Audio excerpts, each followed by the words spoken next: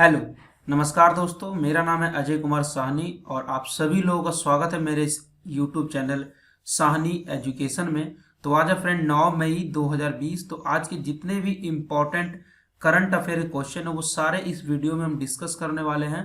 तो please video को बड़े ध्यान से लास्ट तक देखते रहिए ताकि सभी क्वेश्चंस आपको सही तरीके से पता लग पाए। और लास्ट में मैं आपसे एक क्वेश्चन पूछूंगा, उसका आपको सही आंसर कमेंट बॉक्स में देना होगा। तो चलिए आज का वीडियो स्टार्ट करते हैं। और स्टार्ट करने से पहले यदि आपने हमारा चैनल अभी तक सब्सक्राइब नहीं किया है और आप हमारे चैनल पर नए हैं तो प्लीज़ पहले नीचे दिए गए रेड बटन पर क्लिक करके हमारे चैनल के सब्सक्राइब बटन को ऑन करें और साथ ही बेल आइकन को भी दबा लें। तो चलिए वीडियो को स्टार्ट करते हैं। सबसे पहले तो आप सभी लोगों को महाराणा प्रताप के आज जयंती पे आप सभी लोगों को हार्दिक शुभकामनाएं। ये जो थे मातृभूमि की रक्षा के लिए अपना जीवन अर्पण करने वाले अदम्य साहस और स्वाभिमान के प्रतीक थे। ठीक है ना। थोड़ा सा इनके जीवन के बारे में हम जान लेते हैं। इनका जो जन्म हुआ था 9 मई 1540 ईस्वी को हुआ था कुंभलगढ़ दुर्ग में। और जो इनकी मृत्यु हुई थी 19 जनवरी चावंड में। ठीक है ना। 19 जनवरी को इनकी मृत्यु हुई थी 1597 ईस्वी में। ठीक है ना। और इनके बचपन का नाम था कीका। ठीक है ना। और इसके अलावा इन महाराणा प्रताप से जो इंपॉर्टेंट क्वेश्चन आते हैं गवर्नमेंट एग्जाम में, महाराणा प्रताप के जो कुछ दो प्रसिद्ध युद्ध हैं उनमें से पहला युद्ध है हल्दी घाटी का युद्ध। जून 1576 को मेवाड़ के महाराणा प्रताप सिंह और मुगल सम्राट अकबर की सेना के बीच लड़ा गया था। ठीक है ना। ये हल्दी घाटी का युद्ध जून 1576 ईस्वी में लड़ा गया था। किसके बीच में? महाराणा प्रताप और मुगल सम्राट अकबर के बीच में। दूसरा युद्ध हल्दी घाटी के बाद अक्टूबर 1582 में दिवेर के युद्ध में महाराणा की निर्णायक जीत हुई थी। तो ये दोनों युद्ध के बारे में आपको पता होना चाहिए। कई बार ये क्वेश्चन गवर्नमेंट एग्जाम में पूछ लिया गया है। तो चलिए चलते हैं आज के करंट अफेयर के पहले क्वेश्चन की तरफ। हाल ही में विश्व थैलेसीमिया दिवस कब मनाया गया है? तो अभी जो है 8 मई को विश्व थैलेसीमिया दिवस मनाया गया है। ठीक है ना। तो ये जो वर्ल्ड थैलेसीमिया डे है इसे मनाया क्यों जाता है फ्रेंड? थैलेसीमिया रोग के रोकथाम और बच्चों के स्वास्थ्य के लिए जरूरी टीकाकरण के महत्व के बारे में जागरूकता बढ़ाने के लिए हर साल 8 मई को विश्व थैलेसीमिया डे मनाया जाता है। और ये जो वर्ल्ड थैलेसीमिया डे है इसे पहली बार कब मनाया गया था? तो इसे पहली बार मनाया गया था 1994 ईस्वी में। ठीक है ना। और 8 मई को ही एक और इम्पोर्टेंट क्वेश्चन है फ्रेंड। और 8 मई को एक और इम्पोर्टेंट डे मनाया जाता है। वो कौन सा डे है? तो 8 मई को वर्ल्ड रेड क्रॉस डे भी मनाया जाता है। ये मनाते क्यों है फ्रेंड? इनका मेन पर्पस है ऐसे लोगों पर ध्यान केंद्रित करना जो भोजन की कमी और विभिन्न प्राकृतिक आपदाओं और युद्ध सहित किसी महामारी से पीड़ित हैं। तो उनके लिए भी जो 8 मई को वर्ल्ड रेड क्रॉस डे मनाया जाता है। तो इतना आपको इंपॉर्टेंट डे वाले क्वेश्चन के बारे में पता होना चाहिए। और इस मंथ के जितने भी इंपॉर्टेंट क्वेश्चन है मैंने आपको सारे बताए हुए हैं। तो आप जाइए पहले कमेंट बॉक्स में उन सभी को कमेंट कीजिए। नेक्स्ट क्वेश्चन, हाल ही में आई WHO की रिपोर्ट के अनुसार अप्रैल महीने में प्रतिदिन कितने कोरोना के मरीज हुए हैं? तो अभी आई WHO के रिपोर्ट के अनुसार प्रतिदिन 80,000 कोरोना के मरीज सामने आए हैं। और WHO की आई रिपोर्ट के अनुसार ये जो पूरे अप्रैल महीने का जो डाटा है इसमें वेस्टर्न यूरोपियन कंट्री में जहां पर इसका जो प्रकोप है कम हुआ है। और इसके अलावा साउथ एशियन कंट्री जैसे कि भारत हो गया, बांग्लादेश हो गया, यहाँ पर जो है कोरोना वायरस का संक्रमण तेजी से बढ़ा है। ठीक है ना। तो बात हम WHO की कर रहे हैं। तो WHO की फुल फॉर्म क्या है? World Health Organization. और इसकी स्थापना हुई थी 7 अप्रैल 1948 ईस्वी को। और WHO का हेडक्वार्टर कहाँ पे? जिनेवा में। और जिनेवा कहाँ पर है? स्विट्जरलैंड में। और इसके हेड कौन है? टेड्रोस अदानोम। ठीक है ना। और अभी जो WHO जो काफी चर्चे में रहा था क्योंकि अभी जो अमेरिका ने WHO की फंडिंग को बंद कर दिया था। और WHO का जो फंडिंग है अमेरिका के बंद करने के बाद चाइना ने जो है $30 मिलियन फंडिंग की घोषणा किया था WHO के लिए। ठीक है ना। तो अभी चाइना ने $30 मिलियन फंड किया है WHO को। तो इतना आपको इस क्वेश्चन के बारे में पता होना चाहिए। नेक्स्ट क्वेश्चन, हाल ही में किस राज्य सरकार ने बाहर फंसे हुए लोगों के लिए जन सुनवाई पोर्टल लॉन्च किया है?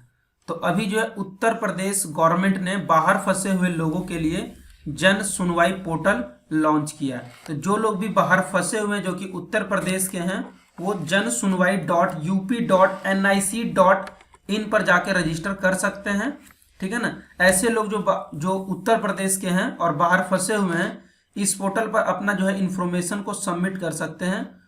उन लोगों को लाने के लिए उत्तर प्रदेश गवर्नमेंट प्लान बनाएगी, और ऐसे लोग जो बाहर से आए हुए हैं और उत्तर प्रदेश में आके फंस गए हैं, वो लोग भी जो इस पोर्टल में जाकर रजिस्टर कर सकते हैं, जिनसे उनको उनके राज्य में वापस भेजा जा सके, ठीक है ना। तो उत्तर प्रदेश ने अभी जो है गूगल के साथ मिलकर जियो टैग कम्युनिटी किचन का भी लॉन्च किया था, ठीक है ना। और उत्तर प्रदेश गवर्नमेंट ने वर्चुअल अदालतों के जरिए सुनवाई करने वाला पहला राज्य बना है। ये जो वर्चुअल अदालत है, ये क्या होता है फ्रेंड, इसमें क्या है, वीडियो कॉन्फ्रेंस की हेल्प से जितने भी केस रजिस्टर हुए हैं उसकी जो है सुनवाई किया जाता है। और ये ऐसे सॉफ्टवेयर किया गया है जो कि बिना इंटरनेट वीडियो कॉन्फ्रेंस होता है, ठीक है ना। एक ऐसा सॉफ्टवेयर है जो कि बिना इंटरनेट के जो है वीडियो कॉन्फ्रेंस होता है उसमें। इसके अलावा उत्तर प्रदेश गवर्नमेंट ने कोविड-19 नमूनों का एक पुल टेस्टिंग भी शुरू किया था, ठीक है ना। इसमें क्या था कि उत्तर प्रदेश गवर्नमेंट किसी भी एक पुल का टेस्टिंग करता है, जैसे उस एक पुल टेस्टिंग में 10 सैंपल होते हैं, और यदि वो 10 सैंपल में से 10 के 10 यदि वो नेगेटिव आ जाते हैं, तो उत्तर प्रदेश गवर्नमेंट उसे मतलब कि पूरा ही नेगेटिव समझ ले रहा था, ठीक है ना। लेकिन उसमें से एक भी यदि पॉजिटिव केस आता है तो उत्तर प्रदेश गवर्नमेंट उस पुल की जो है इंडिविजुअली सारे की जांच करता है। इसके अलावा उत्तर प्रदेश गवर्नमेंट ने स्पेशल खादी के मास्क बनाने की भी घोषणा किया था। और उत्तर प्रदेश में एक सबसे जो इम्पोर्टेंट नेशनल पार्क है वो है दुधवा नेशनल पार्क। और उत्तर प्रदेश के राजकीय पशु का क्या नाम है, बारहसिंगा। वहां के राजकीय पंछी का क्या नाम है, सारस या कोच। और उत्तर प्रदेश के राजकीय पुष्प का क्या नाम है, पलाश। और राजकीय वृक्ष का क्या नाम है, वो है अशोका वृक्ष। तो इतना आपको उत्तर प्रदेश के बारे में पता होना चाहिए। नेक्स्ट क्वेश्चन, हाल ही में किसने आयुष संजीवनी ऐप का शुभारंभ किया है? तो प्रेजेंट टाइम के केंद्रीय आयुष और परिवार कल्याण मंत्री डॉक्टर हर्षवर्धन जी ने आयुष संजीवनी ऐप का शुभारंभ किया है। और इस ऐप में क्या होगा कि कोविड-19 के उपचार के लिए आयुष मंत्रालय अलग अलग इनिशिएटिव ले रहा है, ठीक है ना। तो उन पर रिसर्च के लिए और उनका क्या इफेक्ट आ रहा है, सभी डाटा को कलेक्ट करने के लिए ये आयुष संजीवनी ऐप को लॉन्च किया, जिसे लॉन्च किसने किया, डॉक्टर हर्षवर्धन जी ने, ठीक है ना। नेक्स्ट क्वेश्चन, हाल ही में रॉब गिब्स का निधन हुआ है, वे कौन थे? तो वो एक प्रसिद्ध निर्देशक थे, ठीक है ना, डायरेक्टर थे। और इन्होंने कई फेमस एनिमेटेड मूवीज के स्क्रिप्ट भी लिखे थे, तो ये स्क्रिप्ट राइटर भी थे। तो इतना आपको इनके बारे में पता होना चाहिए। नेक्स्ट क्वेश्चन, हाल ही में किस देश ने अपनी करेंसी को बदलने की घोषणा कर दिया है? तो अभी ईरान ने अपनी करेंसी को बदलने की घोषणा कर दिया है। और ईरान जो है, पहले ईरान की करेंसी क्या थी, ईरानियन रियाल, लेकिन अब क्या होगी, तोमान। और एक तोमान जो है 10,000 रियाल के बराबर होता है, ठीक है ना। और ये करेंसी बदलने की घोषणा किया क्यों ईरान ने, क्योंकि ये जो करेंसी थी रियाल, इसकी वैल्यू भी 60% तक गिर गई थी, ठीक है ना, जिसकी वजह से अमेरिका ने ईरान से न्यूक्लियर डील को भी रद्द कर दिया था। और उसके बाद कई सैंक्शन भी लगा दिए थे ईरान पर। तब जाकर ईरान ने डिसीजन लिया कि वह अपनी करेंसी को चेंज कर देगा, और ईरान की अब जो नई करेंसी वो है तोमन। यहाँ पर आपको याद ये रखना है कि एक तोमन जो है 10,000 रियाल के बराबर आता है, बराबर होता है, ठीक है ना। तो हम बात ईरान की कर रहे हैं, ईरान की कैपिटल क्या है, तेहरान। वहाँ की करेंसी क्या है, ईरानियन रियाल। और वहाँ के प्रेसिडेंट कौन है, हसन रूहानी। तो इतना आपको ईरान के बारे में पता होना चाहिए। नेक्स्ट क्वेश्चन, हाल ही में टाटा ग्रुप ने किस फार्मेसी कंपनी से 50% हिस्सेदारी खरीद ली है? तो अभी जो है जेनेरिक आधार एक कंपनी है, फार्मेसी कंपनी है, उससे जो है 50% हिस्सेदारी जो है खरीद लिया है, ठीक है ना। तो जेनेरिक आधार कंपनी है, ये ऑनलाइन जो आपको मेडिसिन प्रोवाइड होती है उससे भी ज़्यादा सस्ता दवाई आपको देता है। और जिस रेट में ऑनलाइन मेडिसिन मिलती है उससे भी जो है एक तो ये सस्ता प्रोवाइड करता है और मार्केट में इसे जो है सस्ता मेडिसिन लॉन्च करता है, यानी मार्केट में जितने मेडिसिन होते हैं वहां पे देता है मार्केट में, ठीक है ना। और ये जो कंपनी है जेनेरिक आधार फार्मेसी कंपनी, इसके फाउंडर कौन है? अर्जुन देश पांडे, जो यहाँ पर देखिए आपको यहाँ पर दिख रहे होंगे फोटो में, यही है हमारे फार्मेसी कंपनी जेनेरिक आधार के फाउंडर अर्जुन देश पांडे, जो कि रतन जी के साथ दिख रहे होंगे आपको। नेक्स्ट क्वेश्चन है, हाल ही में ELSA कॉर्प का ब्रांड एम्बेसडर किसे नियुक्त किया गया है? तो अभी जो है अजिंक्य रहाणे के जो है ELSA कॉर्प का ब्रांड एम्बेसडर नियुक्त किया गया है। और ये ELSA कॉर्प क्या है? ये एक एप्लीकेशन है जो इंग्लिश लैंग्वेज सिखाती है, जिसमें आप जो इंग्लिश बोलना सीख सकते हैं, किसी भी वर्ड का किस तरीके से प्रॉपर प्रोनाउंसिएशन करना है, ये भी आपको ये ऐप जो है सिखाती है, ठीक है ना। तो इसके अलावा जो है अभी रोहित शर्मा को क्रिक किंगडम का ब्रांड एम्बेसडर बनाया गया था। और ये क्रिक किंगडम क्या है? ऑनलाइन क्रिकेट की कोचिंग प्रोवाइड करने वाली एक संस्था है। तो इतना आपको ब्रांड एम्बेसडर के बारे में पता होना चाहिए। नेक्स्ट क्वेश्चन, हाल ही में किसे UNEP में पुनः भारत का गुडविल एम्बेसडर नियुक्त किया गया है? तो अभी जो है UNEP में पुनः भारत का गुडविल एम्बेसडर नियुक्त किया गया दिया मिर्जा को, ठीक है ना। और ये अभी तक भी जो है UNEP के भारत की गुडविल एम्बेसडर थी दिया मिर्जा, लेकिन अब जो है इनको अगले 2 साल तक कार्यकाल इनका जो है बढ़ा दिया गया है। अब ये 2022 तक UNEP के भारत की गुडविल एम्बेसडर रहेंगी, ठीक है ना। और गुडविल एम्बेसडर का मेन पर्पस क्या है और उनका काम क्या होता है? तो गुडविल एम्बेसडर ऐसे लोगों को बनाया जाता है जिनका समाज में प्रभाव अच्छा हो, ठीक है ना। और इन्वायरमेंट के प्रोग्राम के लिए फंड कलेक्ट करना, इनका मेन काम क्या है? इन्वायरमेंट के लिए फंड को कलेक्ट करना और उन प्रोग्राम के बारे में लोगों तक इंफॉर्मेशन पहुंचाना, यही है गुडविल एम्बेसडर का काम। और इसे UNEP का पुनः भारत का गुडविल एम्बेसडर दिया मिर्जा को बनाया गया है। तो ये UNEP क्या है? UNEP का जो फुल फॉर्म है वो है यूनाइटेड नेशन एनवायरमेंट प्रोग्राम। और UNEP की जो स्थापना हुई थी 5 जून 1972 ईस्वी को हुई थी। और इसका हेडक्वार्टर कहाँ पे है? नेयरोबी केनिया। और इसके हेड कौन है? इनगर एंडरसन। कौन है? इनगर एंडरसन। तो इतना आपको UNEP के बारे में भी पता होना चाहिए। नेक्स्ट क्वेश्चन, हाल ही में प्रत्येक जिला अस्पताल में वेंटिलेटर वाले बेड की सुविधा प्रदान करने वाला पहला राज्य कौन बना है? तो उत्तर प्रदेश प्रत्येक जिला अस्पताल में वेंटिलेटर वाले बेड की सुविधा प्रदान करने वाला पहला राज्य उत्तर प्रदेश बन गया है। तो उत्तर प्रदेश के बारे में बात करते थोड़ा सा। उत्तर प्रदेश की जो कैपिटल क्या है? लखनऊ। और इसकी स्थापना हुई थी 26 जनवरी 1950 को उत्तर प्रदेश की। वहां के CM है योगी आदित्यनाथ और वहां के गवर्नर आनंदीबेन पटेल। और उत्तर प्रदेश का टोटल एरिया है 2,43,290 स्क्वायर किलोमीटर। और उत्तर प्रदेश में टोटल नंबर ऑफ डिस्ट्रिक्ट है 75। और वहां पे जो लोकसभा की सीटें हैं वो हैं 80, ठीक है ना। इतना आपको उत्तर प्रदेश के बारे में पता होना चाहिए। नेक्स्ट क्वेश्चन, हाल ही में एजुकेशन एंड लीडरशिप ड्यूरिंग एव क्राइसिस पर 2 दिवसीय वेबिनार कहाँ शुरू हुआ है? तो जम्मू एंड कश्मीर में education and leadership during a crisis पर 2 दिवसीय वेबिनार शुरू हुआ है, ठीक है ना। इसमें पूरे देश के जितने भी एजुकेशनिस्ट हैं वो सारे जो इसमें शामिल हुए हैं, पार्टिसिपेट किए हैं। और ये वीडियो कॉन्फ्रेंस की मदद से पार्टिसिपेट किए हैं, ठीक है ना। बात हम जम्मू कश्मीर की कर रहे हैं। तो जम्मू कश्मीर की स्थापना हुई थी 31 अक्टूबर 2019 ईस्वी को। और ये जो हमारा इस जम्मू कश्मीर का कैपिटल है जम्मू और श्रीनगर, 2 इसके कैपिटल हैं। जम्मू है विंटर सीजन में और श्रीनगर है समर सीजन में। और इसके लेफ्टिनेंट गवर्नर कौन है? गिरीश चंद्रा मुर्मू। और इसका जो टोटल एरिया है 42,241 स्क्वायर किलोमीटर। और यहाँ पे टोटल नंबर ऑफ डिस्ट्रिक्ट कितना है? 20। और यहाँ पे जो लोकसभा की सीटें हैं वो है 6। तो इतना आपको जम्मू कश्मीर के बारे में पता होना चाहिए।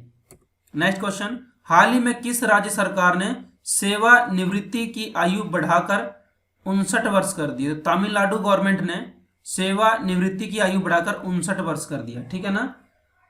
तमिलनाडु में जितने भी स्टेट कर्मचारी है उनकी जो रिटायरमेंट आयु जो है अब जो 59 वर्ष हो जाएगी। अभी तक उनकी जो रिटायरमेंट आयु 58 वर्ष थी, लेकिन अब जो इसे 1 साल बढ़ाकर 59 वर्ष जो है कर दिया गया है, ठीक है ना। इतना आपको इस क्वेश्चन के बारे में पता होना चाहिए। और बात हम तमिलनाडु की कर रहे हैं। तमिलनाडु की स्थापना हुई थी 26 जनवरी 1950 ईस्वी को। तमिलनाडु की कैपिटल है चेन्नई। वहाँ के चीफ मिनिस्टर एड्डापड्डी के पलानीस्वामी, वहाँ के गवर्नर बनवारी लाल पुरोहित। और तमिलनाडु की जो टोटल एरिया हुआ है 1,30,058 स्क्वायर किलोमीटर। और तमिलनाडु में टोटल नंबर ऑफ डिस्ट्रिक्ट है 38 और वहाँ लोकसभा की सीटें हैं 39। तो इतना आपको तमिलनाडु के बारे में पता होना चाहिए। नेक्स्ट है, हाल ही में अर्थव्यवस्था और सार्वजनिक स्वास्थ्य प्रबंधन के लिए एडीबी ने किस देश को $500 मिलियन का ऋण दिया है? तो अभी जो है अर्थव्यवस्था और सार्वजनिक स्वास्थ्य प्रबंधन के लिए एडीबी ने बांग्लादेश को $500 मिलियन ऋण देने की घोषणा कर दिया। ठीक है ना। तो बात हम एडीबी की कर रहे हैं। तो एडीबी की फुल फॉर्म क्या है? Asian development bank. इसकी स्थापना 1966 ईस्वी में हुई थी और इसका हेडक्वार्टर है मनीला। और मनीला कहाँ पे? फिलीपींस में। और इसमें जो मेंबर कंट्रीज हैं वो है 68। और एडीबी के प्रेसिडेंट कौन है? मसात्सुका असाकावा। कौन है? मसात्सुका असाकावा। और बांग्लादेश की बात करें तो बांग्लादेश की कैपिटल ढाका, वहां की करेंसी है टका।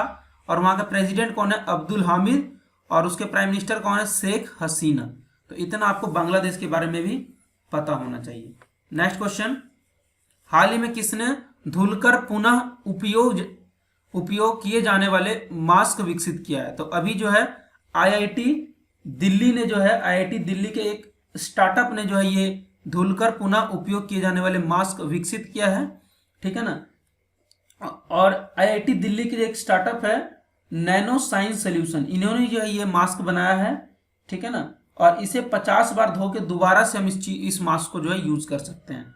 बात हम दिल्ली की कर रहे हैं। दिल्ली की स्थापना 9 मई 1905 ईस्वी को हुई थी।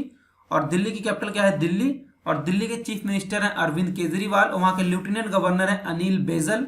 और दिल्ली की टोटल एरिया है 1,483 स्क्वायर किलोमीटर। और इसका टोटल नंबर ऑफ डिस्ट्रिक्ट हैं 11 और वहां पे लोकसभा की सीटें हैं 7। तो इतना आपको दिल्ली के बारे में पता होना चाहिए। ठीक है ना। नेक्स्ट क्वेश्चन, हाल ही में भारत सरकार ने विदेशों से भारतीय को लाने के लिए कौन सा मिशन लॉन्च किया है? तो अभी जो है भारत सरकार ने विदेशों से भारतीय नागरिकों को लाने के लिए वंदे भारत मिशन लॉन्च किया। इस मिशन के थ्रू जो है भारत के लोग जो विदेशों में फंसे हुए हैं उनको भारत लाया जाएगा फ्लाइट के थ्रू। ठीक है ना, इंडिया लाया जाएगा। तो आज के करंट अफेयर में फ्रेंड्स इतना ही था। अब चलते हैं जो आपसे मैंने जो कल क्वेश्चन पूछा था उसका सही आंसर क्या है वो जान लेते हैं हम।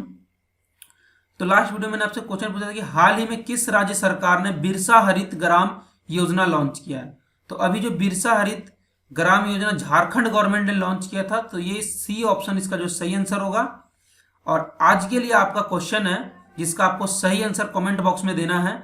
हाल ही में श्रीकांत माधव वैद्य को किस कंपनी का चेयरमैन नियुक्त किया गया है? तो 4 ऑप्शन आपके पास अवेलेबल है। इन चारों में से कौन सा सही ऑप्शन है वो आपको कमेंट बॉक्स में देना है। और आप कोशिश कीजिए कि इस क्वेश्चन का जितना ज्यादा से ज्यादा डिटेल हो सके डिटेल में आंसर दीजिए, क्योंकि आप जितना चीजों को डिटेल में पढ़ेंगे उतना ही अच्छे तरीके से चीजें आपके माइंड में सेट हो जाएगी। जैसे मान लीजिए इसमें कोई भी उसका फुल फॉर्म क्या होता है, उसकी स्थापना कब हुई थी, तो ये सारी ही चीजें आपको जो करंट अफेयर से गवर्नमेंट एग्जाम में पूछे जाते हैं। तो सारी चीजें आपको सही तरीके से पता होना चाहिए। तो आज की वीडियो में फ्रेंड्स इतना ही था और मुझे उम्मीद है कि वीडियो आपको पसंद आया होगा।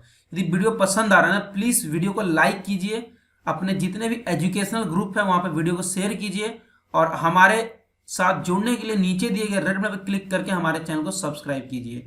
तो ये वीडियो देखने के लिए आप सभी लोगों का बहुत बहुत धन्यवाद। Thank you for watching. मिलते हैं नेक्स्ट वीडियो में, तब तक के लिए बाय।